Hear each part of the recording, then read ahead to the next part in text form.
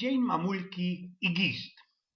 We moju snadno się uno spestelnie fajruje, chociaż jest ino jeden taki dzień, bez którego te całkiem nasze życie byłoby blank bez cweku. Nie idzie mi samo 1 maja albo 3 maja, bo złajzi mi się o dzień matki, kiedy każdy naisto musi o swojej moczy albo starszejszej mamulce boczyć, kiedy każdy bali stary pryk musiałby po kręcącku te mamulkowe zbakane ręce, te gorście od prania bez reumatika sztoknione, powykrącane kusi kąpać. Bo przeca w to jak nie mamulka, sklapnęli nam grace i naumieli do porządku żykać, aniele Boże, stróżu mój, to tyrą we nocy do doktora, ke chyciłano z laksyra pochabniętych ze kamaratami we zegródkach, sztachlokach, w to z rańca połednia i na odweczer richtował jodło, hobejno zupa ze papiocha, albo i ze pokrzywy.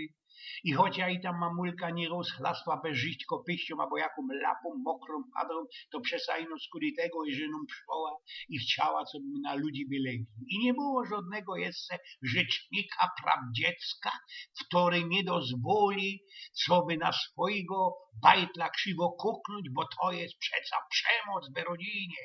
A i też nasza mamulka poradzili się najbardziej chichrać, kiedy się łoniwice rozprawiało. I tu mi się wspomnieli takie dwa, a z nich jeden oszklipszy od drugiego. Mamulko, kuknijcie na wartko bez okno. Wszyscy jeden taki uchyntol na całki plec. A co żeś to chciał na duchu jeden? Odrzeskła z okna mamulka. Ano nic, ino Bercik nie chciał wierzyć, ile się są mamulko festelnie świdratu. A tu plowany to można jest taki inszej zorty. Prawda to mamulko, że jodła jest od pomboczka? Pyta się synek. Prawda, najsto prawda, synecku. A prawda to jest, i że kieszynki wrajżuje nam podchojna dzieciątko, a do fuzekli Mikołaj? A dyć też to prawda, synek. A pedzą miece, mamulko, jeśli to jest prawda, że dziecka przy prycy, przy smycy dodą zawdy boczuń? Ja, to też ci jest prawda. No to pedzą mi, mamulka, po jakiego dioska jeszcze trzymamy i chowamy we chałupie naszego tatulka.